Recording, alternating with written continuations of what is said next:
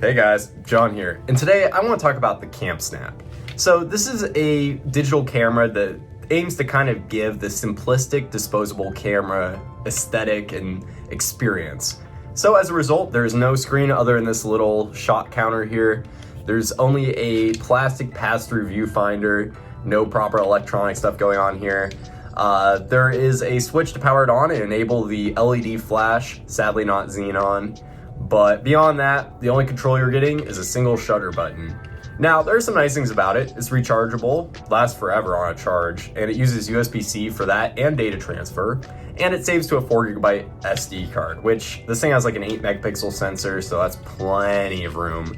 And the images it produces are kind of fuzzy, right? So you can definitely tell that it's not a proper film camera. It aims to replicate that film aesthetic, but it honestly looks more like a Digicam sort of vibe, right? But the shots it produces are fun. The shutter's a little slow, so you definitely want to listen to the audio cue that comes out of the speaker here. But it delivers on its promise of simplicity, fixed focus, fixed aperture, right? You just point and shoot and hope for the best, which, you know, honestly is kind of refreshing. It forces me to think differently about photography. You know, it makes me think more about the framing maybe, or more about like what I'm trying to capture than what settings am I trying to use, what focus am I going for. And as someone in the photography, and as someone who's been in the photography for ages, that's kind of like refreshing, as stupid as it sounds. Now, this is admittedly kind of meant for kids. It's very light and plasticky or whatever, but there is a huge group of like older people who use these for that reason. The other interesting thing about the Cam Snap is that it does support custom filters. So if you want to have a slightly more film-like appearance, at least in terms of colors, there's a web app that lets you create your own filters, and there's a community that releases their own.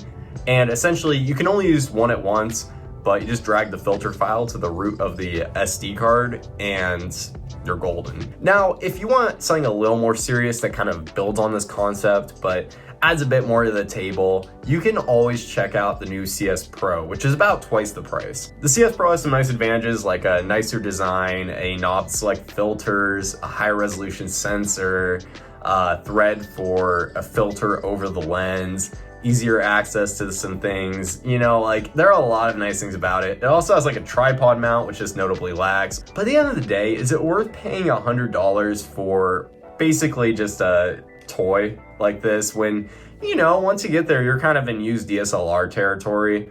I kind of don't think so. I think that for $50, this is a real sweet spot because you get that sort of fun, more frivolous photography experience, but then you're not having to like pay more for something that's essentially kind of nicer, but maybe not really necessary for what this aims to achieve.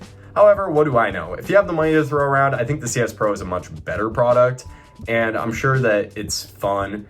But honestly, I'm happy with this Cam Snap. And having more intentional purpose-built device that forces you to be more present like this is great. And I think that it's something that we're seeing a lot more of for good reason. So I've enjoyed checking this thing out. Obviously, it's not like an amazing camera or anything, but for what it is, I've been happy with it. So I'd like to thank you all for watching, and I'll catch you in the next one. Later.